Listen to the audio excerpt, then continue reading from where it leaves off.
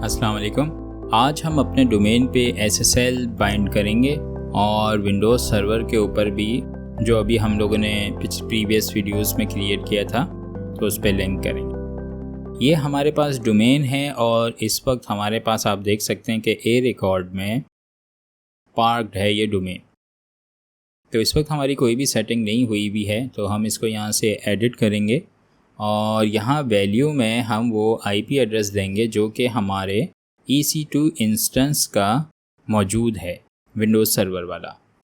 तो ये ए रिकॉर्ड में हम यहाँ पे उसकी IP एड्रेस ऐड करके इसको सेव कर देंगे। तो सेव करने पे ये अब हमारे पास plago.net जो है वो काम करना शुरू कर देगी, लेकिन इसके सब डोमेन्स काम नहीं करेंगे।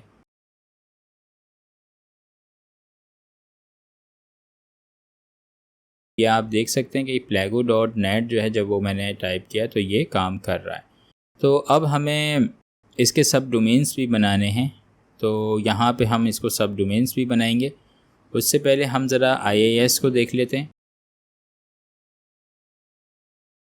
ये हमारे पास साइट्स हैं एवरेस्ट की और डिजीट्रैक की, और यहाँ पे आप देख सकते हैं कि हमने प्रीवियस वीडियो में इसको मेन डोमेन पे बाइंड कर दिया था। तो हम इसकी सेटिंग्स को ज़रा चेंज करते हैं। अब हमने यहाँ पे इसका सब डोमेन जो है वो लिख दिया है।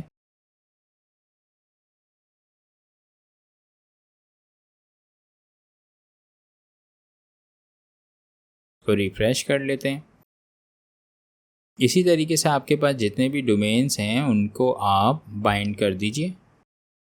ये मेरे पास दूसरा डोमेन है डिजीट्रैक का, मैं इसको भी बाइंड कर रहा हूँ।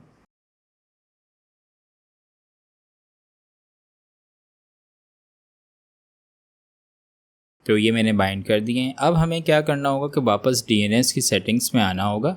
ये हमारे पास इस वक्त सिर्फ एक रिकॉर्ड है जो कि मेन डोमेन का है। अब हमें सब डोमेन्स का भी क्रिएट करना है।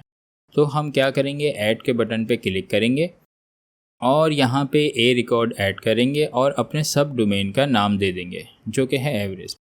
और क्योंकि ये उसी IP पे बाइंड है तो हम वही IP दे देंगे और TTL को डिफ़ाइन करके इसको हम ऐड रिकॉर्ड कर देंगे।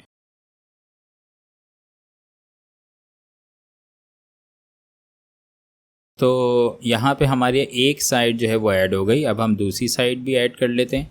तो उसके लिए हम फिर एक और ए रिकॉर्ड ऐड करेंगे और उसमें डिजीट्रैक और वही सर्वर का IP एड्रेस जो कि हमारा EC2 इंस्टेंस का है AWS वाला, और यहाँ पे हम ऐड रिकॉर्ड कर देंगे। तो अब हम जब अपने सब डोमेन्स को चेक करेंगे तो वो वर्किंग कर रहे होंगे। तो हमारे पास ये सब डोमेन बाइंड हो गए हैं। हो सकता है कि आपके दूसरे डोमेन थोड़ा सा टाइम लें अपडेट होने में, तो आप परेशान ना हो, थोड़ा सा उसको टाइम दें, आपके पास दूसरे डोमेन्स भी अवेलेबल हो जाएंगे। तो अब बारी आती है अपने डोमेन पे SSL करने की। तो SSL करने के लिए हम वापस जाते हैं अपने IIS के ऊपर, और IIS पे आने के बाद हम सर्वर सर्टिफिकेट्स पे आएंगे और फिर हम क्रिएट करेंगे सर्टिफिकेट की रिक्वेस्ट। तो हम सर्टिफिकेट की रिक्वेस्ट जो है वो क्रिएट कर रहे हैं। यहाँ पे आप कॉमन नेम में आपको वो डोमेन बताना होगा, क्योंकि हमारे पास ये वाइल्ड कार्ड की है SSL, तो हम स्टैटिक लगा देंगे और अपने डोमेन का नाम दे देंगे। ऑर्गेनाइजेशन का नेम हो जाएगा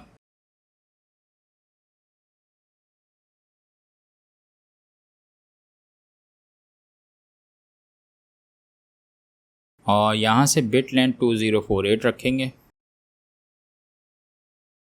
और यहाँ पे हम अपने CSR को सेव करवा देंगे।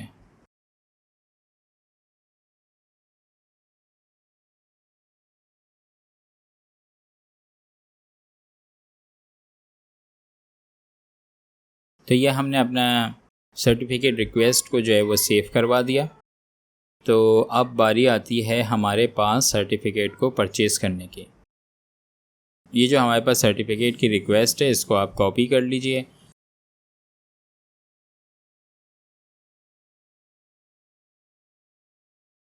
और इस वक्त हम जो हैं वो पॉजिटिव SSL से जो है SSL बाय कर रहे हैं। ये अभी हम लोगों ने रिसेंटली बाय करी है SSL, और ये $60 की है, पर ईयर पे है। और ये वाइल्ड कार्ड SSL है। तो मैं अपने ऑर्डर्स पे आता हूँ। ये हमारा ऑर्डर था जुलाई 11 का। पॉजिटिव SSL आपको 1 मंथ फ्री सर्विस देता है। आप चाहें तो यहाँ से 1 मंथ के लिए SSL जो है वो इशू करवा सकते हैं किसी भी तरह की, और बाद में पेमेंट कर सकते हैं। ये हमने पहले बाइंड किया हुआ था, लेकिन मैं इसको दोबारा से री इशू करवा रहा हूँ। तो यहाँ पे री इशू पे हम क्लिक कर देंगे, और ये हमारा डोमेन नेम है। डोमेन नेम बता देंगे, और यहाँ पे हम कहेंगे कि यूज़ माई CSR। तो यूज़ माई CSR, वो जो हमने CSR कॉपी किया था वो यहाँ पे लाके हम पेस्ट कर देंगे।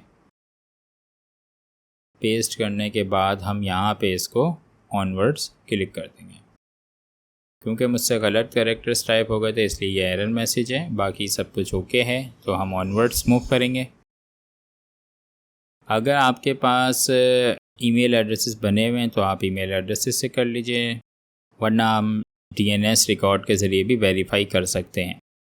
मैं DNS रिकॉर्ड को चेक करके इसको सबमिट करूँगा। सबमिट करने पे ये मुझे एक और एंट्री बताएगा कि आप इस एंट्री को अपने CNAME में ऐड कर लीजिए। तो हम इस एंट्री को ज़रा ऐड कर लेते हैं अपने पास।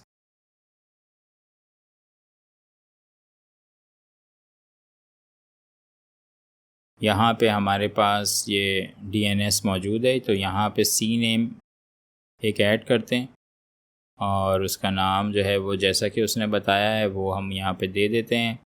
और ये 0.2 का इसने बताया हुआ है, तो ये भी हम कॉपी कर लेते हैं और यहाँ पे पेस्ट कर देते हैं। TTL आप अपनी मर्ज़ी से रख लें। तो ये हमने DNS जो है वो अपडेट कर दिया। अपडेट करने के बाद हम यहाँ पे इसको कहेंगे कि कंफर्म DNS एडिट। तो ये चेक कर लिया इसने, उसने कहा ठीक है, डन हो गया ये काम। जब ये सारी चीज़ें हो जाएंगी तो आपके पास पॉजिटिव SSL से एक ईमेल आ जाएगी, उसके अंदर आपके पास सर्टिफिकेट मौजूद होगा।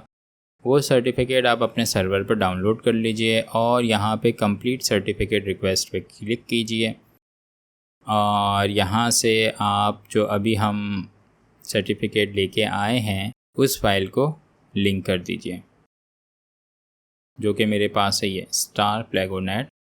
तो हम इस फाइल को ओपन कर लेंगे, लिंक कर लेंगे, फ्रेंडली नेम दे देंगे। मैं इसको नाम दे रहा हूँ प्लेगोनेट का, और ओके। तो हमारे पास ये सर्टिफिकेट ऐड हो गया है। अब हम क्या करेंगे कि हम यहाँ पे जाएंगे और अपनी साइट्स के ऊपर बाइंड कर देंगे। तो बाइंड किस तरीके से होगा, हम यहाँ पे HTTPS की एक एंट्री ऐड करेंगे, प्लेगोनेट का सर्टिफिकेट सिलेक्ट करेंगे, और यहाँ पे हम अपना होस्ट नेम बता देंगे कि हमारे पास होस्ट नेम क्या है, और इसको ओके कर देंगे।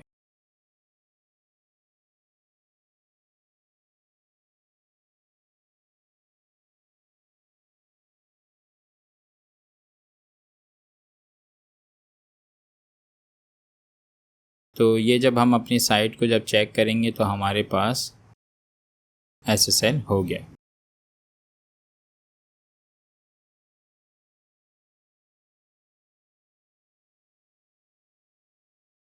एक बार फिर देख लेते हैं। ये हमारे पास डिजिट्रैक है।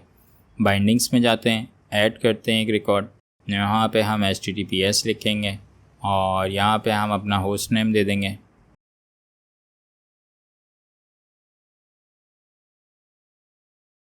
और SSL सर्टिफिकेट को सिलेक्ट कर लेंगे और ओके क्लिक कर देंगे। तो हमारे पास दूसरे डोमेन पे भी SSL हो गया। तो हमने अपने सर्वर को कम्प्लीटली कॉन्फ़िगर कर लिया है।